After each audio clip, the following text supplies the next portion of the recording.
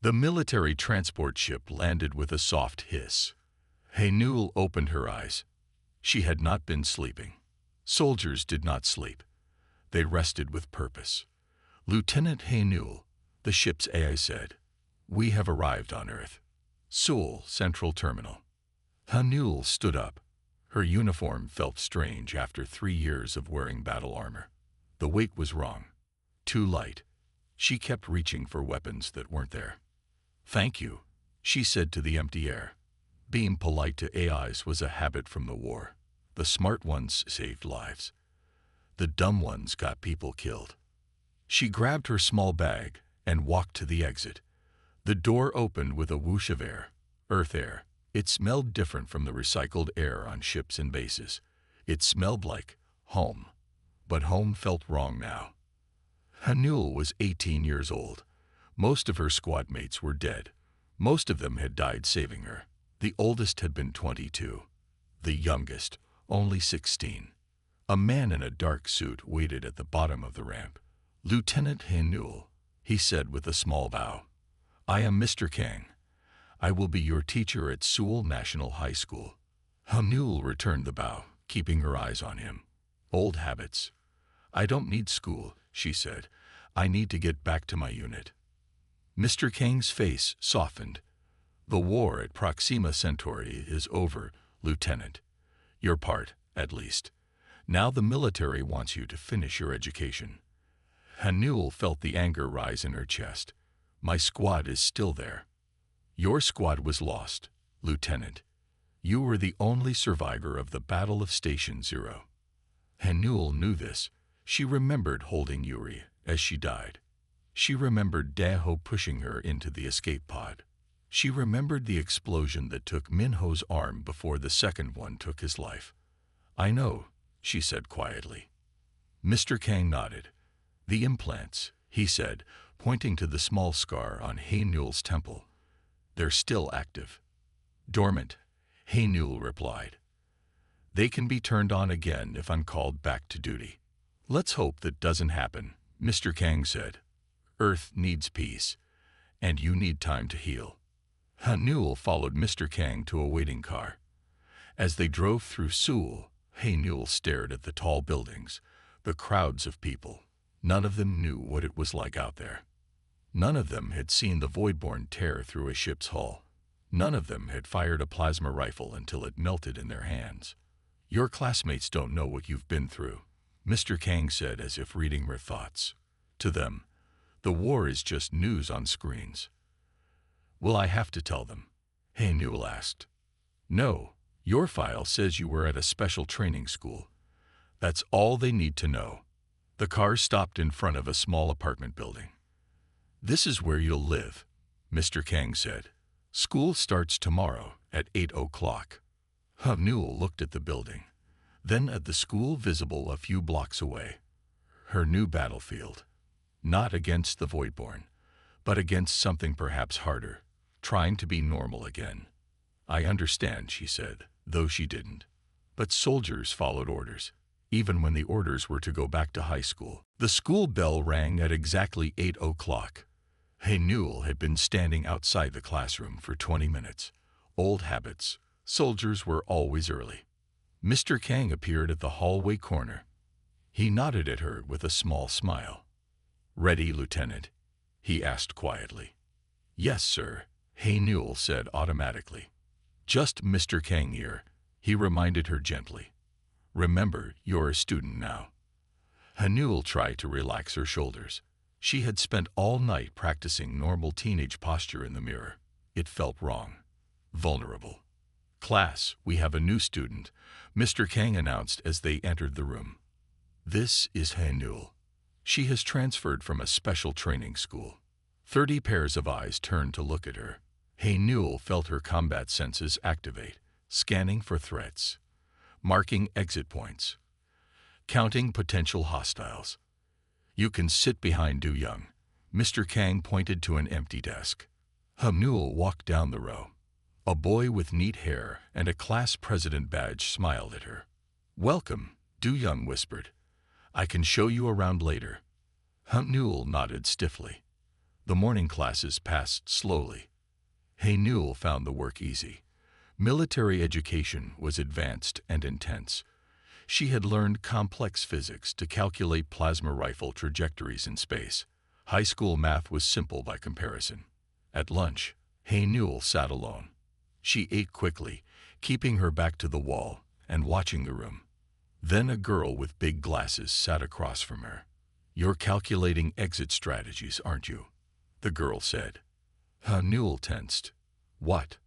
"I'm Mai-Su. I read about military habits." "You're watching everyone, looking at doors." Mai-Su pushed her glasses up. "Were you really at a special training school?" "Yes," Hae Newell said carefully. Mai-Su didn't seem convinced but didn't push further. After lunch, a tall boy blocked Hae Newell's path in the hallway. He wore a student council badge. 2 other boys stood behind him. "New girl," he said with a smirk. "I'm Hyun-Ki, student council vice president. You should know the rules here. Everyone respects my authority." Hae Newell looked at him blankly. She had faced Voidborn commanders twice her size. This boy was nothing. "Move, please," she said quietly. Hyun-Ki laughed. "Or what?" Hae Newell didn't speak. She just looked at him. It was the same look she had given enemy soldiers before combat. Empty, cold, calculating. Hyun-Ki's smile faded. Something primitive in his brain recognized danger. He stepped aside without another word. In the final class of the day, Hae Newell noticed someone watching her, a boy with a small scar on his chin. He looked familiar. "Hae Newell," he whispered when Mr. Kang wasn't looking. "It's me, Taiwan, from elementary school. Remember?" Hae Newell felt a jolt of recognition. Taiwan. They had caught bugs together as children. Before the war, before everything changed. "Taiwan," she said. His name felt strange in her mouth, a piece of her old life. "You look different," he said. Hae Newell nodded. "I am different." As the final bell rang, Mr. Kang asked Hae Newell to stay behind. "First day," he said. "How did it go?" Hae Newell thought about the staring students, about Mai-Su's questions, about Hyun-Ki's retreat, about Taiwan's familiar face. "Complicated," she answered truthfully. Mr. Kang nodded. "War was simpler, wasn't it?" Hae Newell looked at him with surprise. He understood. "Yes," she admitted. "War made more sense than this." 3 days passed. Hae Newell watched her classmates from a distance. They talked about music, movies, and dating. Things she had forgotten about during the war. During lunch on Thursday, Do Young sat next to Hae Newell. "We're all going to the movies on Saturday," he said. "Want to come?" Hae Newell shook her head. "Thank you, but no." "You always sit alone," Do Young said. "Don't you want friends?" Hae Newell thought about her squad. They had been more than friends. They had trusted each other with their lives. "I had friends," she said quietly. Do Young waited for her to say more. She didn't. Later that day in physical education class, the teacher announced they would play dodgeball. Hae Newell stood at the back of the group. "Hae Newell, you're captain of Team 2, the teacher said. The game began. Hae Newell moved differently from the others. She didn't run or dodge like a normal teenager. She moved like a soldier. Fast, precise, dangerous. A ball flew toward her face at high speed. Without thinking, Hae Newell caught it one-handed. The throw would have hurt most students. "Wow," someone whispered. "Did you see that?" Hae Newell realized her mistake too late. Her combat reflexes had taken over. She had moved too fast, reacted too well. Across the gym, she noticed a boy watching her with interest. He wore a martial arts club jacket. When class ended, the boy approached her. "I'm Junho," he said, "captain of the martial arts club. You have amazing reflexes." "Thank you," Hae Newell said, already walking away. "Wait," Junho called. "Have you had training?" "Some," Hae Newell answered carefully. "You should join our club," he said. Hanul shook her head. I don't think that's a good idea. Why not? I might hurt someone, she said honestly. Junho laughed. Then he saw her face and stopped. You're serious? Hanul nodded and walked away. After school, Hanul found Maisu waiting by her locker. People are talking about you, Maisu said. What are they saying? Hanul asked. That you were in the military, that you fought in the war. Hanul's body tensed. That's not true, isn't it? Maisu pushed her glasses up. I think it is. The way you move, the way you watch everyone, the scar by your temple where they put military implants. Hanul touched the small scar without thinking.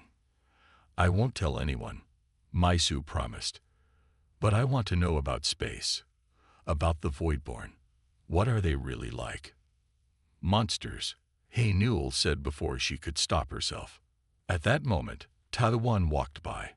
He slowed down and looked at Hanul. Hanul, he said, I was thinking, do you remember when we used to catch bugs at the creek behind my house?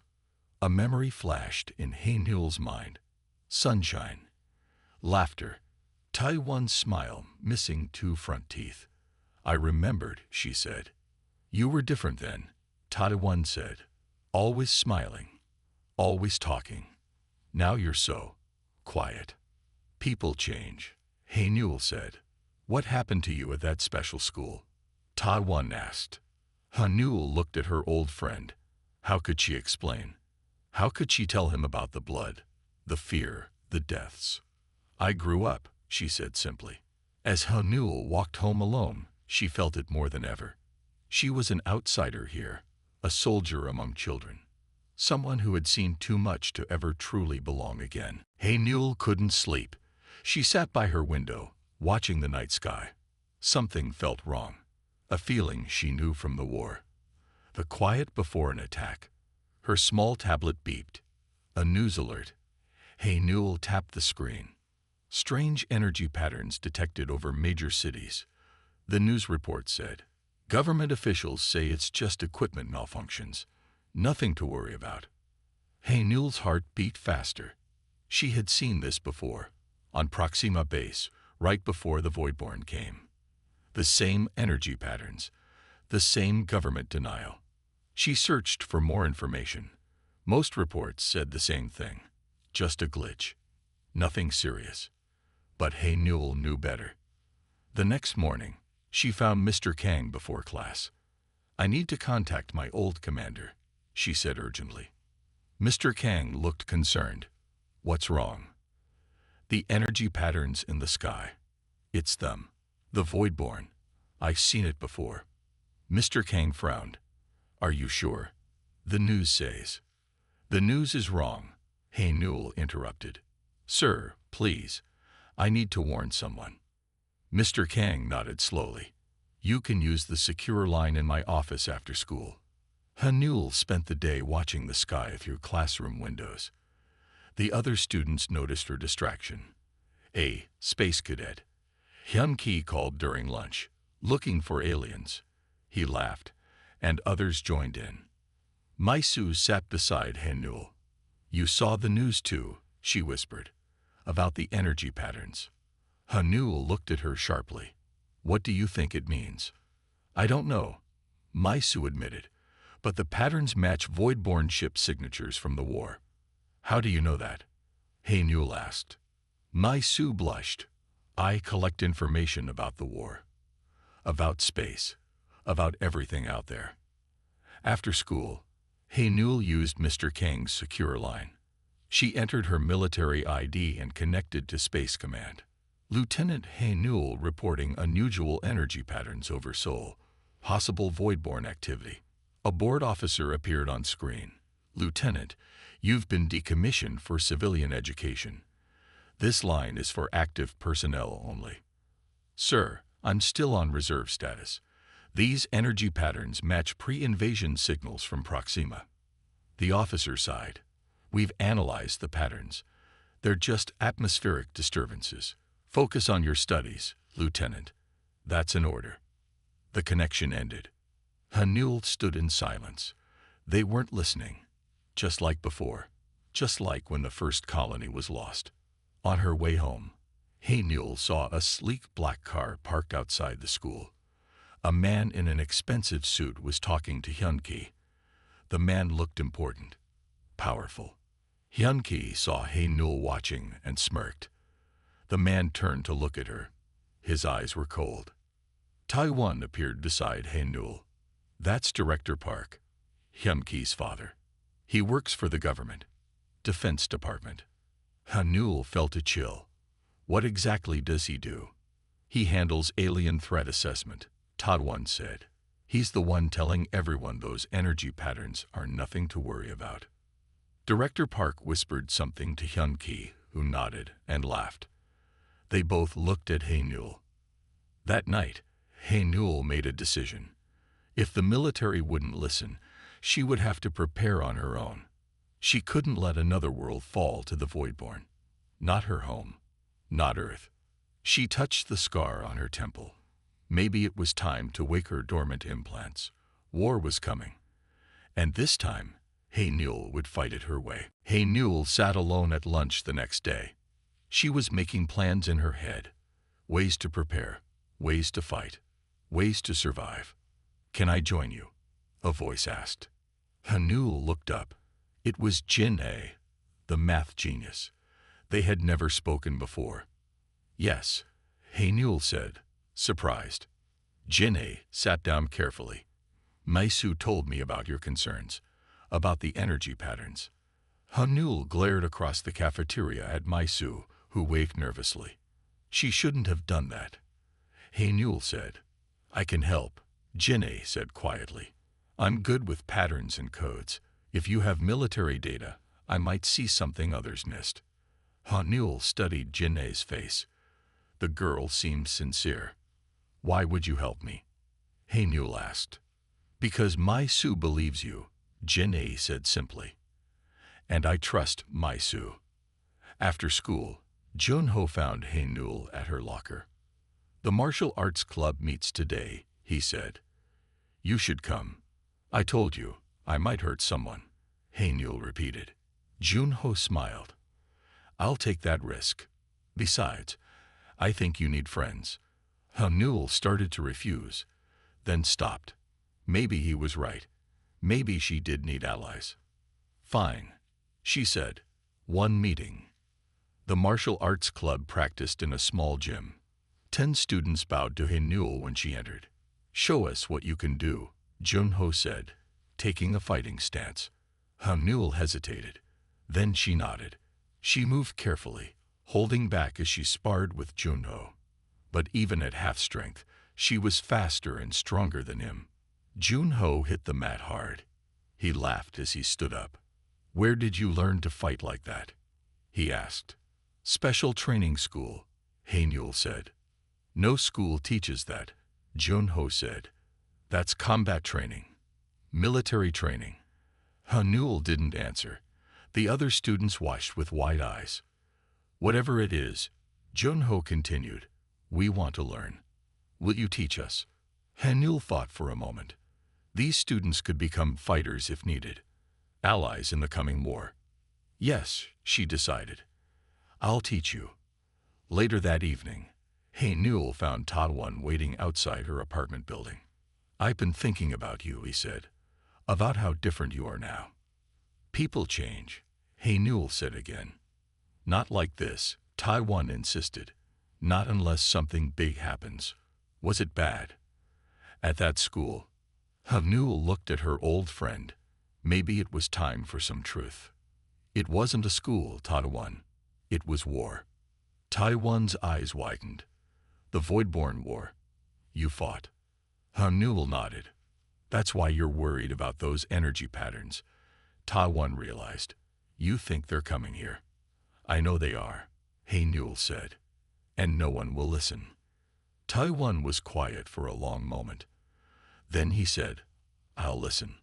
I'll help.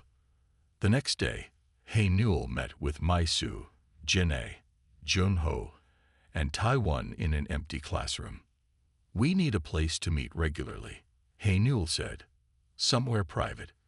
The old science lab in the basement isn't used anymore, Maisu suggested. Good, Hey Newell said. We'll meet there after school. Jin A will analyze data. Maisu will monitor space news. Junho will help train fighters. Taiwan will be our lookout. What should we call ourselves? Maisu asked excitedly. This isn't a club, Hey Newell said firmly. It's a resistance cell. The others looked at each other nervously, but they didn't leave. They believed her. For the first time since returning to Earth, Hey Newell felt something like hope. She wasn't alone anymore. She had allies. 2 weeks passed. Hey Newell and her group met every day in the old science lab. Jin A created computer programs to track the strange energy patterns. Maisu collected news reports that most people ignored. Junho trained the martial arts club with Hey Newell's combat techniques. Taiwan kept watch for anyone who might discover them. The patterns are getting stronger, Jin A reported one afternoon. And they're forming a grid over major cities. Just like at Proxima, Hey Newell said, just before the first attack. The school announced a field trip to the Seoul Observatory. All students would go to learn about stars and planets. This is perfect, Maisu said. The observatory has powerful telescopes. We might see something. On the day of the trip, Hey Newell's group stayed close together on the bus. Mr. Kang sat nearby, watching them with curious eyes. At the observatory, the students were divided into groups. By luck or fate, Hey Newell, Maisu, Jin A, Taiwan, and Junho ended up together. While the other students looked at moon rocks and planet models, Hey Newell's group slipped away to a research area with advanced telescopes. We shouldn't be here, Taiwan warned. This is for scientists only. We need to see, Hey Newell insisted. Jin A sat at a computer terminal. Her fingers moved quickly over the keyboard. I'm in, she whispered, redirecting the main telescope. The large telescope in the center of the room moved slowly. On a big screen, stars appeared. There. Maisu pointed. That's not a star. Something dark moved against the stars. Something that blocked the light. Not one shape, but many. Small ships. Voidborn scouts. Hey Newell said, her voice tight. Just like I've seen before. Jin A typed faster. I'm recording this, sending it to every news outlet. Suddenly, alarms blared. Red lights flashed. Security breach, a computerized voice announced. Unauthorized access detected. We need to go, Junho said. They ran for the door, but it slid shut before they reached it. Through the glass, they saw security guards. And behind them, Director Park with Hyun-ki. I knew you were trouble, Director Park said through the intercom. Accessing restricted systems, spreading panic. People need to know, Hey Newell argued. The Voidborn are coming. There are no aliens, Director Park said firmly. Just equipment malfunctions and foolish children with wild imaginations. We have proof, Jin A said, pointing to the screen where the dark shapes moved. What you have is a computer virus creating false images, Director Park countered. Security will detain you until police arrive. The guards moved toward the door. Hey Newell knew they had only moments. We need to run, she told her friends. Where? Taiwan asked. The door is locked. Newell touched the scar on her temple. She had hoped to avoid this, but they needed her full abilities now. Stand back, she ordered. Newell closed her eyes. In her mind, she activated the dormant military implants. Pain shot through her body as the systems came online. Enhanced strength, enhanced speed, enhanced senses. When she opened her eyes, the world looked different. Clearer. Data scrolled across her vision. Hey Newell. Maisu asked, frightened. Your eyes. Hey Newell's eyes now glowed faintly blue, the mark of an activated soldier. Get ready, Hey Newell said, her voice deeper than before. We're leaving. Hey Newell moved toward the locked door. With her enhanced strength, she gripped the metal frame, and pulled. The door groaned and bent. "Stand back," she told the security guards on the other side. When they didn't move, Hey Newell pushed forward. The door tore free. Guards fell backward. "Run," Hey Newell ordered her friends. They raced through the observatory. Alarms continued to blare. Director Park shouted commands into his phone. "The data," Jin-A gasped as they ran. "I saved it to my school account." Outside, they found chaos. People pointed at the sky. Strange lights flashed above the clouds. The energy patterns have become visible to everyone. "We need to get back to school," Hey Newell said. "School?" Jun-Ho questioned. "Shouldn't we hide?" "The school has emergency protocols," Hey Newell explained. "All public buildings do since first contact, but few people know how to activate them." They took a public bus back to Seoul. No one noticed 5 teenagers among the panicked crowds. Everyone was looking up at the strange lights. News alerts flashed on screens throughout the city. "Unusual atmospheric phenomenon. Stay calm. Authorities investigating." "They're still denying it," Mai-Soo said in disbelief. When they reached the school, it was empty except for a few teachers preparing to leave. "What are you doing here?" Mr. Kang asked when he saw them. "Sir, it's happening," Hey Newell said. Her eyes still glowed blue. "The Voidborn are coming." Mr. Kang stared at her activated implants. "You've gone full combat mode." "We need to secure the building," Hey Newell said. "How many students are still here?" "After-school clubs," Mr. Kang thought quickly. "Maybe 200 students." Newell nodded. "Get them to the main hall. Don't let anyone leave." Mr. Kang hesitated only briefly before using the school announcement system. "All students and staff to the main hall immediately." "This is not a drill." Newell led her friends to the principal's office. She placed her hand on a hidden scanner by the bookshelf. "Military override. Lieutenant Hey Newell, Combat Division 7, Code Alpha 90. The wall slid open, revealing a control room. "Whoa," Ta-1 breathed. "This was here the whole time." "All public buildings have them," Hey Newell said. "Built after first contact as emergency bunkers." Her fingers flew over the controls. Metal shutters slid down over all windows and doors. The school transformed into a fortress. In the main hall, students gathered in confusion. When Hey Newell entered with her glowing eyes, they fell silent. "Listen carefully," she said, her voice carrying through the room. "What I'm about to tell you will sound impossible, but it's the truth. Earth is under attack." Whispers spread through the crowd. Some students laughed. Others looked frightened. "The Voidborn are real," Hey Newell continued. "They've destroyed other colonies. Now they're here. This building is now secure. No one can get in, but that means no one can get out." "This is crazy," someone shouted. "Let us leave."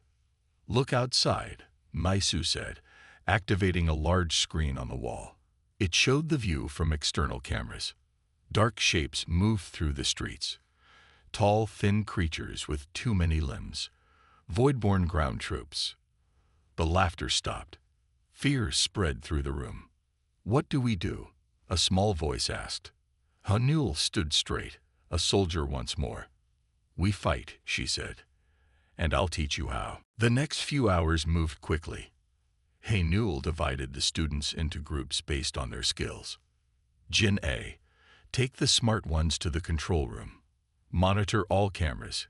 Keep communications working. Jin-A nodded and selected 20 students to follow her. Mai-Soo, set up a medical area in the gym. Find anyone with first aid knowledge. Mai-Soo hurried away, already making lists of supplies they would need. Jun-Ho, gather your martial arts club and anyone athletic. You'll be our frontline defense if they break in. Jun-Ho stood taller, accepting the responsibility. Ta-1, take a team to gather food, water, and anything that could be used as a weapon. As the students scattered to their tasks, Mr. Kang approached Hey Newell. You're good at this, he said quietly. I've had practice, Haenul replied. Mr. Kang rolled up his sleeves, revealing a military tattoo on his forearm. Combat psychologist, 3rd Division, he said. I wasn't just a teacher watching you. I was your military liaison. Haenul wasn't surprised. I suspected something. Will you help train them? Yes, Mr. Kang agreed. But these are children, Haenul, not soldiers. They'll be dead children if we don't fight, Haenul said bluntly. In the school kitchen, students broke chair legs to make clubs. Others filled bottles with cleaning chemicals. Taiwan directed them like he had been a leader all his life. In the gym, Jun-ho taught basic fighting moves to frighten teenagers. Keep your stance low. Strike fast. Work in pairs. Outside, the Voidborn tested the school's defenses. Long limbs scraped at windows. Sharp claws tapped on metal doors, searching for a way in. They're probing for weaknesses, Haenul told the defense team. That's what they always do first. The school's old security guard, Sangmin, appeared with a locked cabinet. Military supplies, he said, opening it to reveal stun batons and old-style protective vests. You too? Haenul asked, noticing his confident handling of the equipment. Sangmin smiled grimly. Retired Marine. They put us in schools for a reason.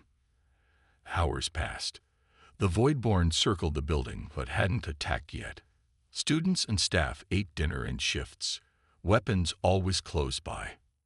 Near midnight, Hyun-ki suddenly appeared from a side hallway. How did you get in? Haenul demanded, grabbing him. There's a maintenance tunnel, Hyun-ki gasped. My father sent me to spy on you, but I saw what they're doing. The Voidborn. They're working with some humans, including my father. Traitors, Haenul hissed. They promised power to anyone who helped them, Hyun-ki explained. But I saw them kill their human allies once they got what they wanted. Please, let me stay.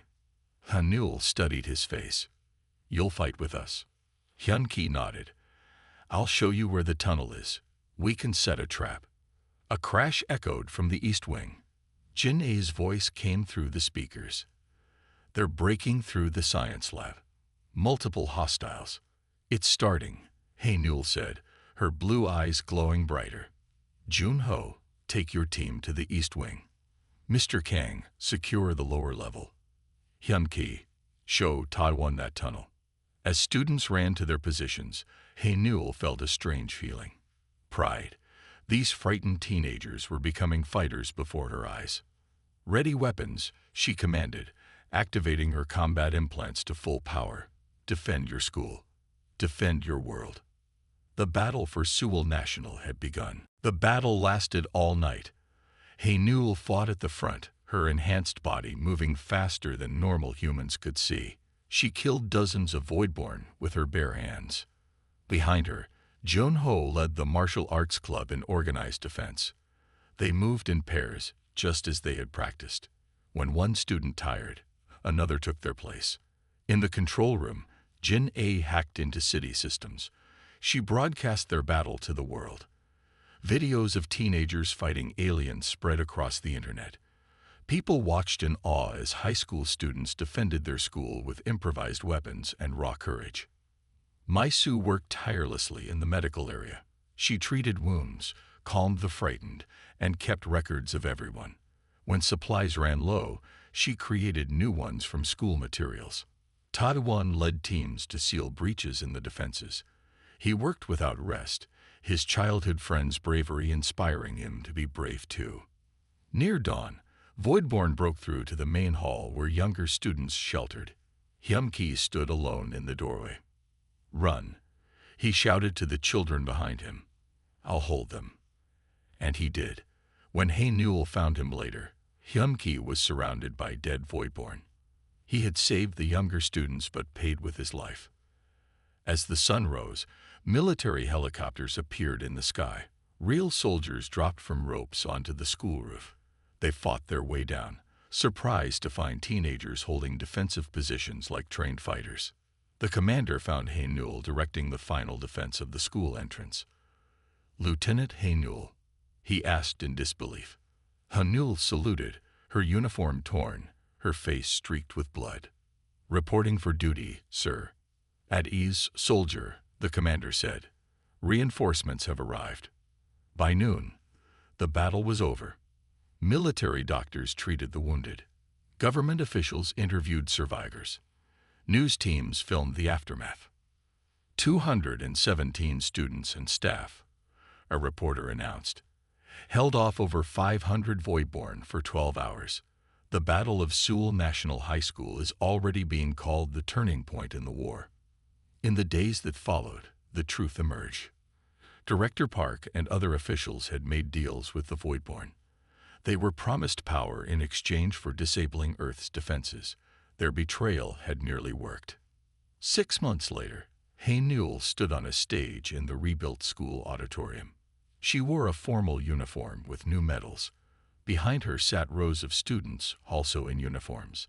Many had empty seats between them, spaces for those who had not survived. "Today we graduate," Haynul said to the audience, "not just from school, but from who we were before. None of us chose to become warriors. We wanted to be students, friends, teenagers with normal lives. But when the choice was fight or die, we fought." She looked at her friends in the front row. Jin-A, now heading a new cyber defense program. Mai-Su, training as a combat medic. Jun-Ho, leading youth defense classes across the city. Ta-Wan, working with engineers to strengthen buildings against future attacks. "We lost friends," Haynul continued. "We lost innocence, but we found courage we never knew we had. And we found each other." As she finished speaking, Haynul touched the scar on her temple. Her implants were still active, but different now. She had modified them herself. She was neither just a soldier nor just a student. She was both. And finally, she was home.